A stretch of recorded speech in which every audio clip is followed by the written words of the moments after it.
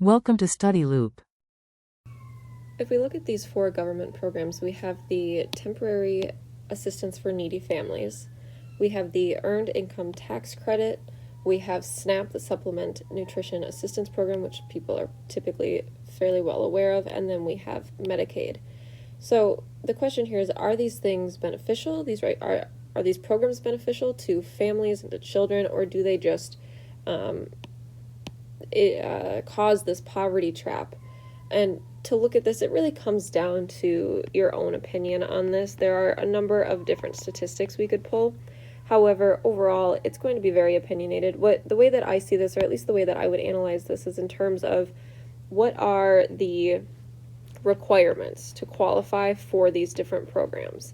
Now, what I know of the Temporary Assistance for Needy Families program is that, of course, it's temporary, it's in the name, so that's helpful. That doesn't necessarily perpetuate this problem of the poverty trap, because people will receive the help when they need it, but they'll work their way out of it. There's also, I believe, regular requirements within this program that require people to work at least a certain amount, so that helps to pull people out of actually needing this assistance. Then we look at the Earned Income Tax Credit. Again, there are certain income requirements. So requirements are typically going to involve income. And that's how it's determined whether or not people will qualify for these things. But then the actual duration might change, and over time the stipulations might change. So with this Earned Income Tax Credit, you receive fewer tax benefits depending on this increase in your income.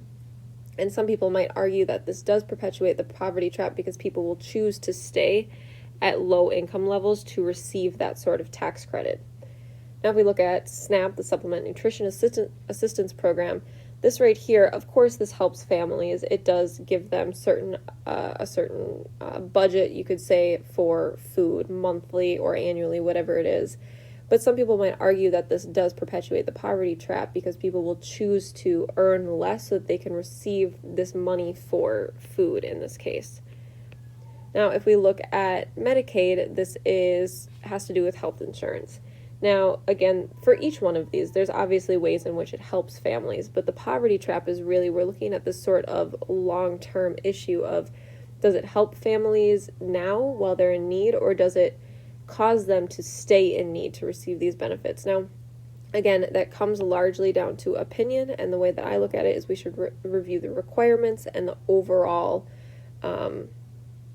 impacts of these things. And I don't know all the details of each one of these. You could look more into that, but Medicaid in particular, I think, is helpful, because it gives people this health insurance that they otherwise might not be able to afford. But people might argue also that it perpetuates the poverty trap, because people might choose to earn less. They could purposefully get jobs that pay them less so that they can receive this health insurance benefit that they otherwise would not receive or qualify for.